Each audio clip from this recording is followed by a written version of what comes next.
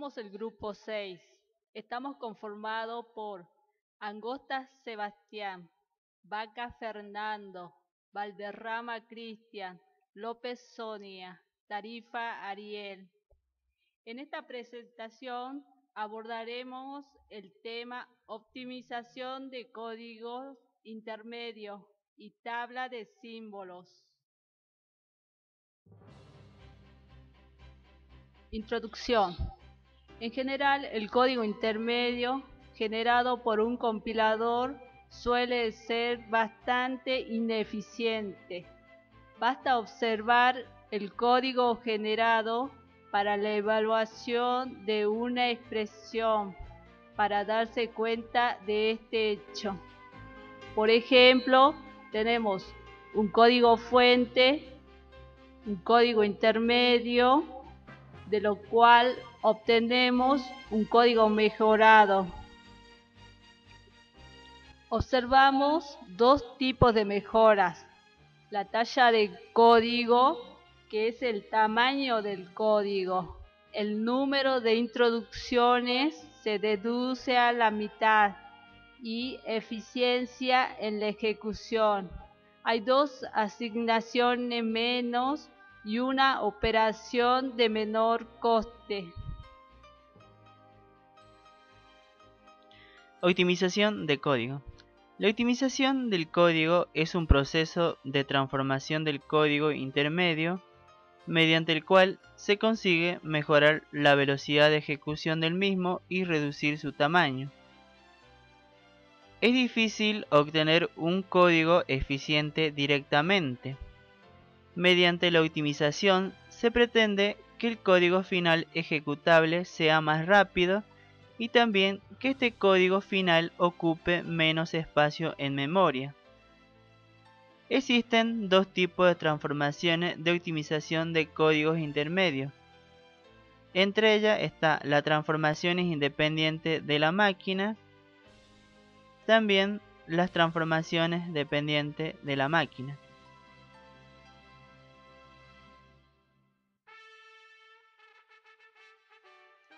¿Dónde y cuándo debe optimizarse un código? La optimización de código debe realizarse después de la generación de código de todo el programa o de un elemento ejecutable de este, ya sea una función, un procedimiento, etc. La regla utilizada por el optimizador de código intermedio es la regla 90/10. Donde en general el 90% del tiempo de ejecución de un programa es consumido por el 10% del código. La optimización debe ser aplicada sobre ese 10%.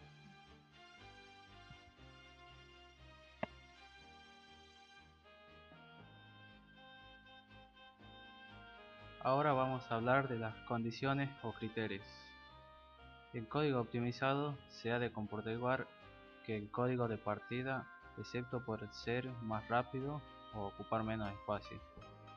Una transformación debe ser ventajosa y hay que buscar transformaciones que no modifiquen el comportamiento del código según el comportamiento definido para el lenguaje de programación.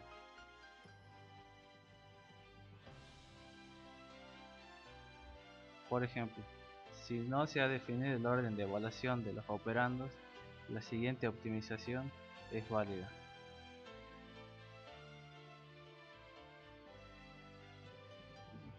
Estos dos criterios son a menudo contradictorios y requieren algoritmos de generación de códigos distintos.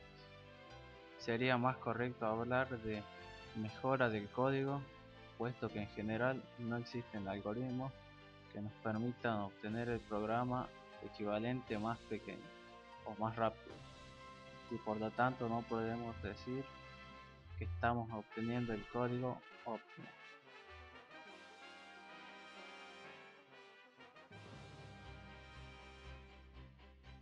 La estructura consta de tres etapas: análisis de flujo de control, análisis de flujo de datos, realización de transformaciones.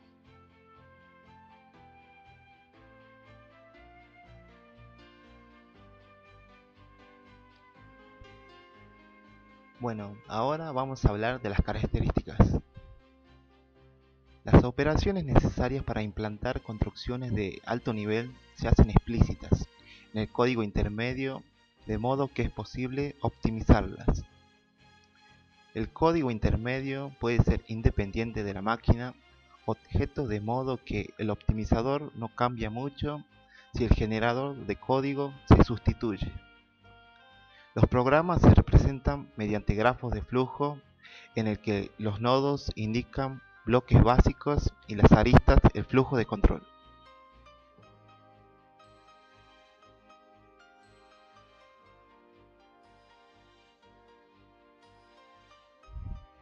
Las optimizaciones locales se hacen sobre un bloque básico.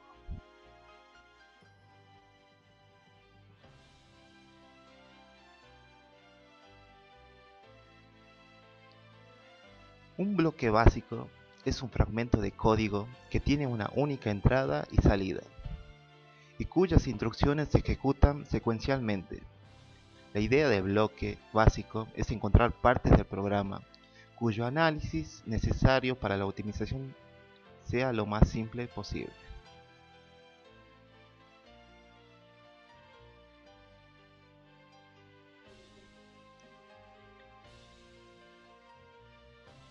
Las optimizaciones locales pueden ser subexpresiones comunes, propagación de copias, eliminación de código inactivo.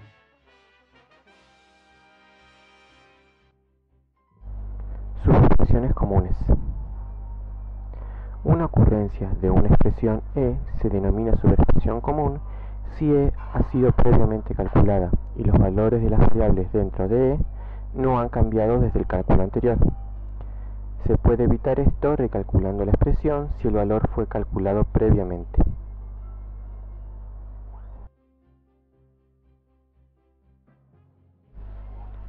Por ejemplo, estas tres asignaciones A, B y C contienen la misma subexpresión D más C. Esto lo podemos corregir creando una nueva variable auxiliar D, a la que le asignaremos D más C, y luego A, B y C le asignamos T.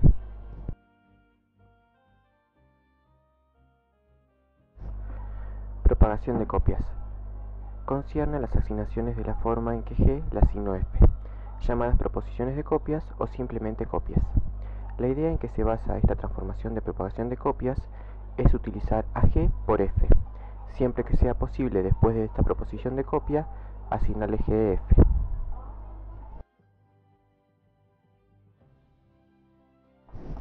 Acá podemos ver dos ejemplos. En uno de ellos vemos que hay una propagación de copias en las asignaciones A y B. Lo que podemos hacer es eliminar estas dos asignaciones y crear una nueva asignación C en la que le asignamos D más C.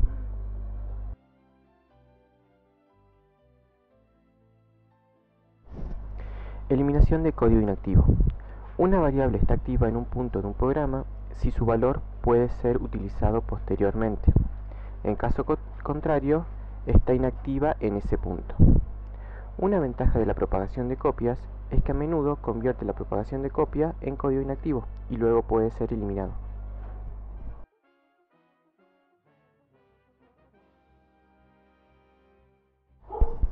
En este ejemplo podemos ver claramente que la asignación de X que se le asignamos T3 no la usamos en ningún momento. Por eso la podemos eliminar y que nos quede el siguiente código.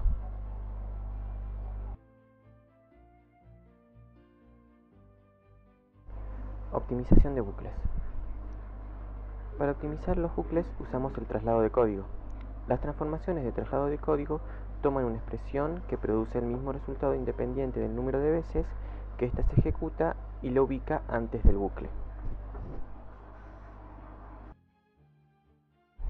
En este ejemplo podemos ver que dentro del while tenemos la expresión límite menos 2. Esto es ineficiente que cada vez que realice el bucle va a calcular límite menos 2. ¿Cómo lo podemos solucionar? Trasladando este límite menos 2 afuera del while, creando una nueva asignación T y asignándole límite menos 2.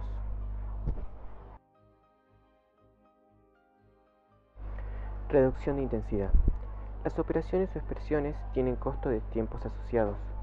A veces es posible reemplazar un cálculo muy caro por otro más económico. Llamamos a esto reducción de intensidad. El siguiente fragmento de código contiene dos operaciones caras. En operaciones de exponenciación, como la de la primera línea, el compilador generalmente incrusta una llamada a una rutina matemática de biblioteca. En dicha rutina, x se convierte a un logaritmo, se multiplica y luego se reconvierte. Sobre todo, elevar x a una potencia resulta caro. Quizás tome cientos de ciclos de máquina. La clave es observar que x se está elevando a una potencia entera y pequeña. Una alternativa mucho más económica consiste en expresarlo como x por x y pagar solo el costo de una multiplicación. La segunda sentencia, en cambio, muestra la multiplicación entera de una variable k por 2. Sumar k más k da el mismo resultado, pero toma menos tiempo.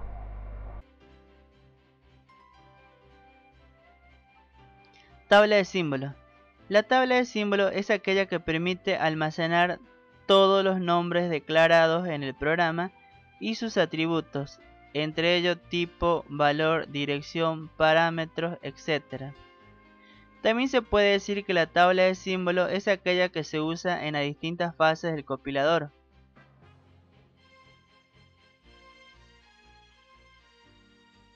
Fase. Existen 5 fases, entre ellas está la fase de analizador lexicográfico. En esta fase se inserta en la tabla de símbolos cada identificador que detecta y si corresponde da error si ya existe. También está la fase de analizador sintáctico, la cual permite insertar el tipo del identificador. También tenemos la fase de analizador semántico. En ella se verifica que cada identificador sea declarado antes de usarlo y recupera el tipo del identificador. También está la fase de generación de código intermedio. En él se recupera tipo y dirección del identificador. También está la fase de generación de código, la cual permite insertar y recuperar información sobre la memoria asignada.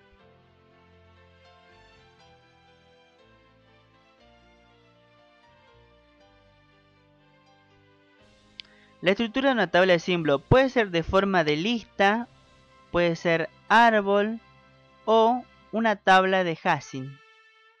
Si la estructura de una tabla de símbolos es una lista, esta será simple de implementar, pero lenta cuando se trabaja con muchos identificadores. Si la estructura es de tipo árbol, será rápida y útil cuando hay muchas declaraciones, pero consume más memoria. Si la estructura es una tabla de Hamming, esta será rápida y difícil de implementar. Se debe definir una función de Hamming apropiada para evitar colisiones.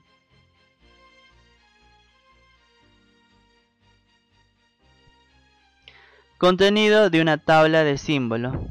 En una tabla de símbolos se deben insertar tipos de datos, nombre de variable, constante definidas, nombre de procedimiento, funciones y rótulos. La información que precisa el compilador es tipo de las variables, dimensiones de tipo estructurado, nivel lexicográfico de una declaración, dirección base y desplazamiento, registra sus campos, parámetro, tipo de pasaje y tipo de dato, número y tipo de argumento de una función.